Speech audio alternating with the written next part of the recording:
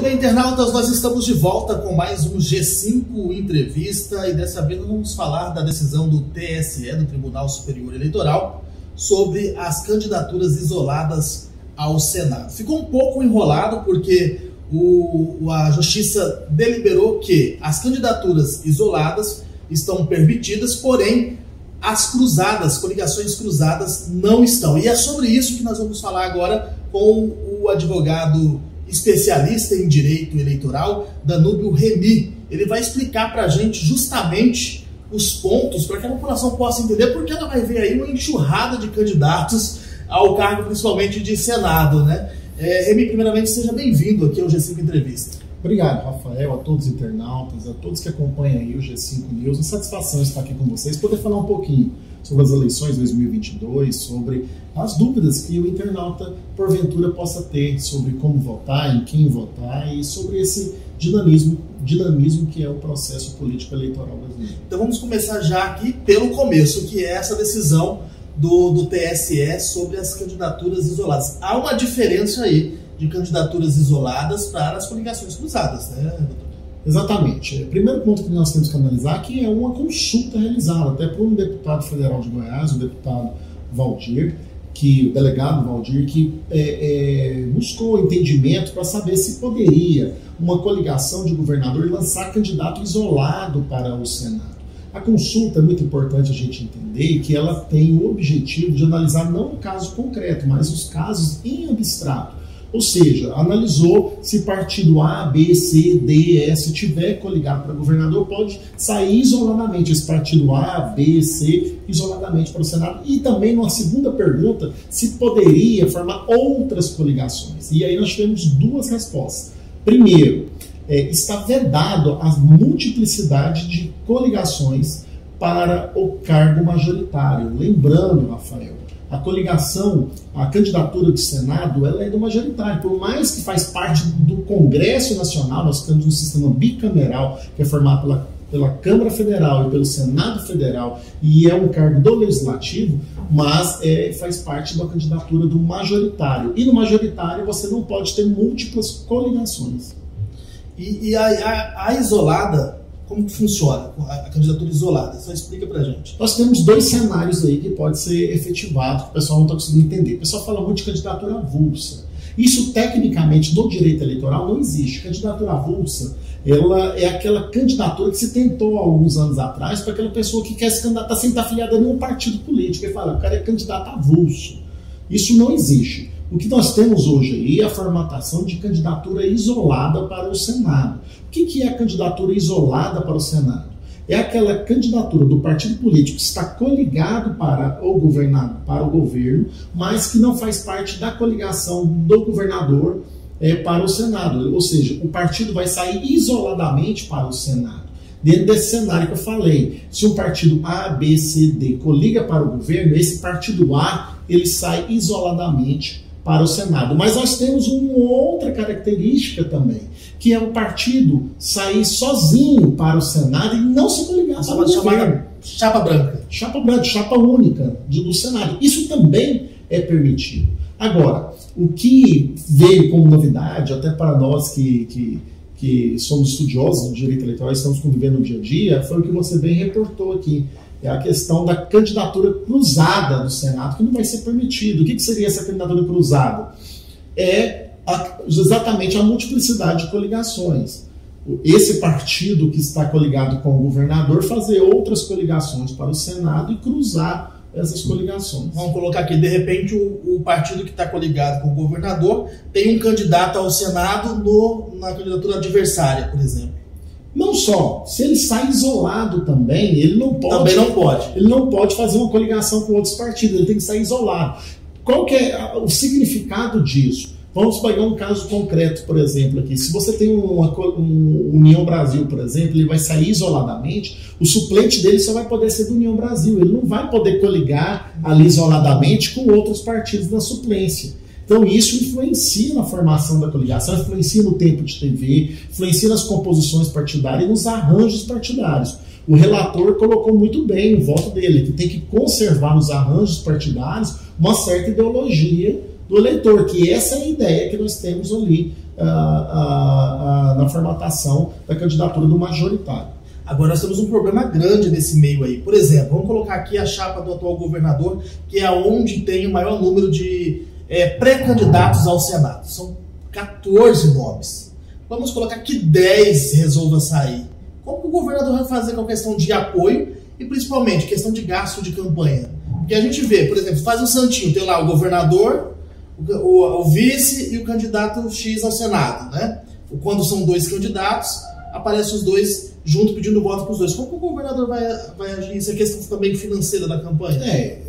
O que está se debatendo muito hoje, pegando o exemplo do estado de Goiás, lembrando que a consulta ela serve para todo o Brasil, isso mexeu no circuito político do Brasil como um todo, essa questão de Goiás, por exemplo, você citou bem, nós temos uma base aliada aí de 14 partidos políticos, no qual o governador enfrenta essa multiplicidade de pretendentes à candidatura ao Senado.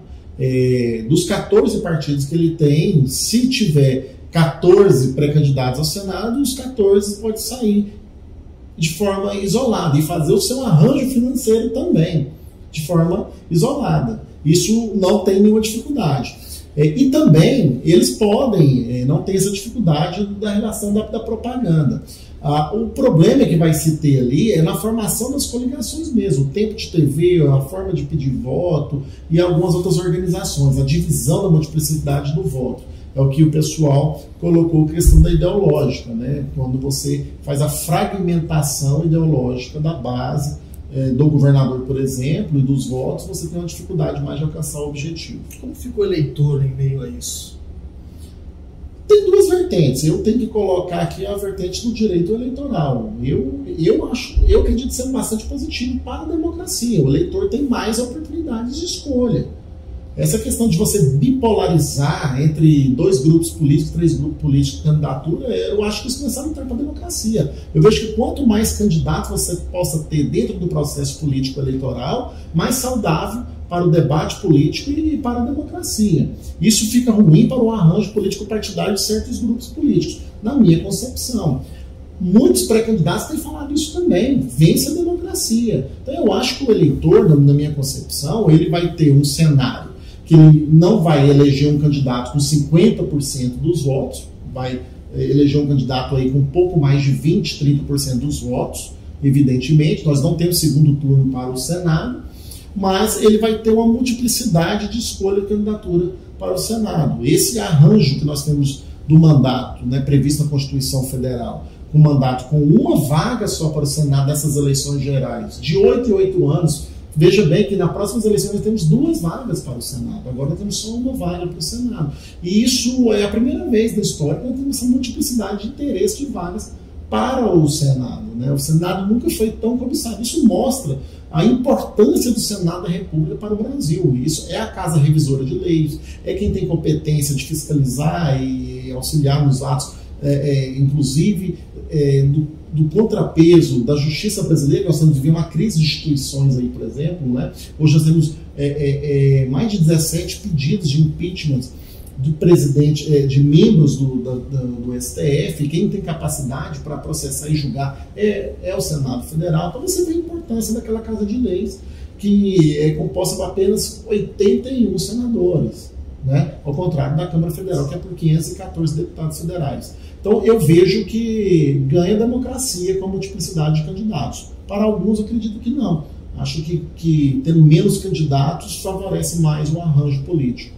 A questão do arranjo político, isso não pode gerar lá na frente também uma batalha judicial de briga de candidatos dentro das coligações?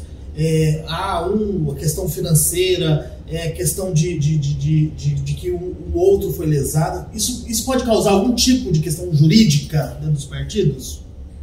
A consulta, eu gostei muito da consulta, eu achei que foi muito prudente do consulente, no caso o autor da consulta, o deputado federal delegado Valdir, porque ela veio exatamente evitar que essa discussão acontecesse lá no momento do registro de candidatura. Então ela já veio esclarecer a possibilidade hoje. Imagine nós, no registro de candidatura, no prazo de 5 dias, estar discutindo se pode ou não fazer esse arranjo. Então essa consulta ela veio demonstrar que esse arranjo pode ser feito dessa forma e não de outra forma. Então o primeiro passo é quanto ao registro de candidatura, está ok. Agora, quanto à multiplicidade de candidatura, nós temos limite de gasto de campanha, um pouco mais de 5 milhões para senador da República, a divisão de tempo de TV também, o arranjo partidário também está aí. Basta os partidos se decidirem, não se vão segurança jurídica. Ou não, eu não vejo insegurança jurídica nenhuma em relação ao processo político eleitoral. A consulta, ela veio para isso. A lei, ela já existia,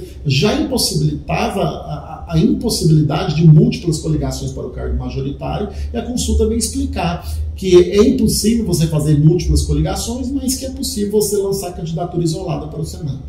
E essa questão da regulamentação, a gente sabe que durante a campanha eleitoral, doutor, tem a questão, voltando à questão dos santinhos, que é um gasto muito grande, que até que mudou um pouco devido à tecnologia, mas ainda há um gasto muito grande em relação a isso, e há uma regulamentação, todo mundo vem com o número de candidato, a coligação ali embaixo, tudo certinho, há vários critérios, há várias regras para se fazer um santinho. Como que fica isso? Precisa regulamentar alguma coisa? Vai vir só a questão do partido embaixo? Como que vai funcionar isso? Porque o eleitor realmente vai ficar perdido. De onde saiu aquele candidato ao Senado? Ele está com fulano, ele está com ciclano, com quem que ele está, qual coligação que ele está? Como que vai funcionar essa questão?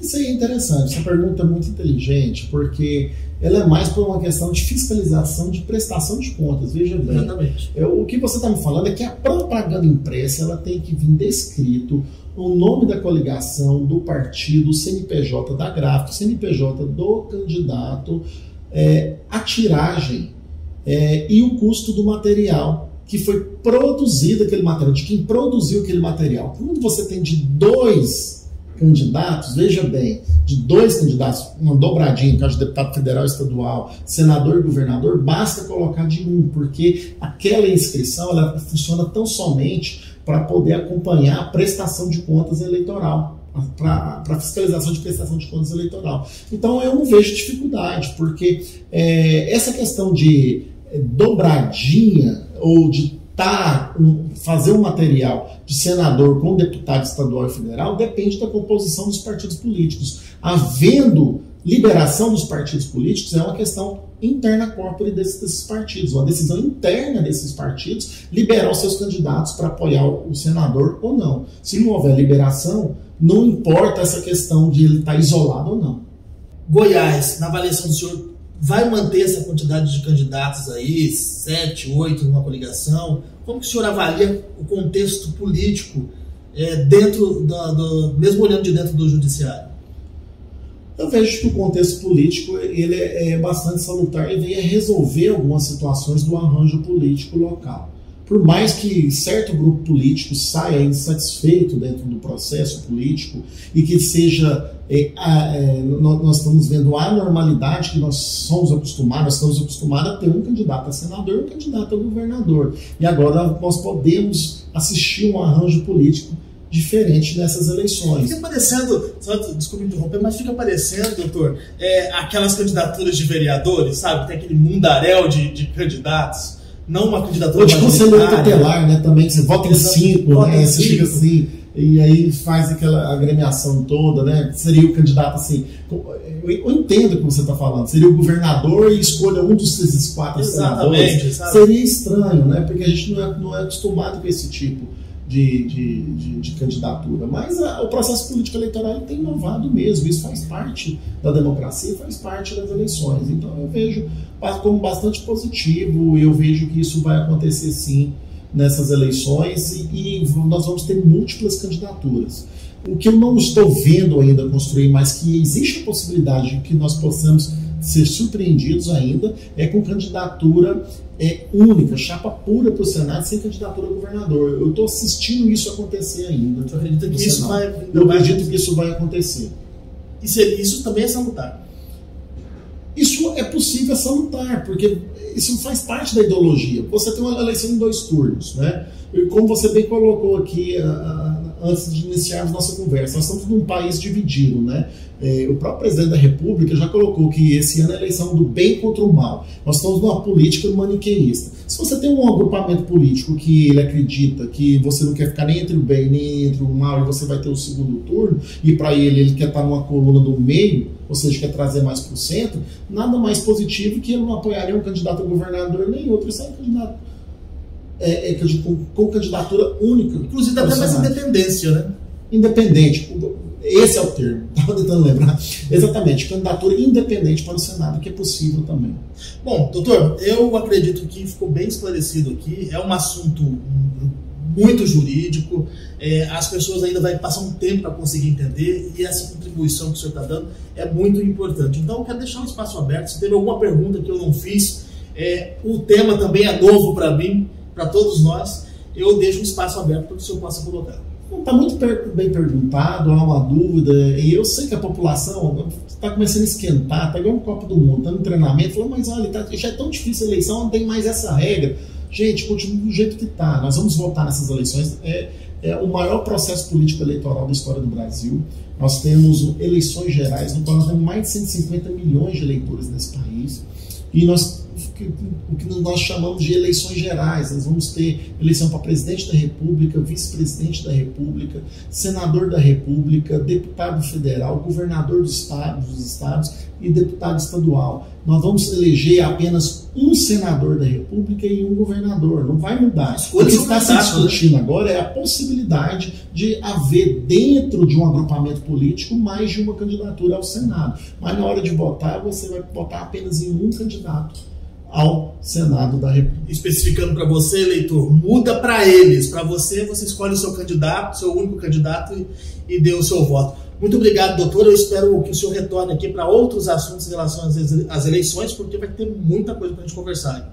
Eu agradeço, Rafael, agradeço a toda a equipe aqui do G5 News. E para você que nos acompanha, até o nosso próximo encontro.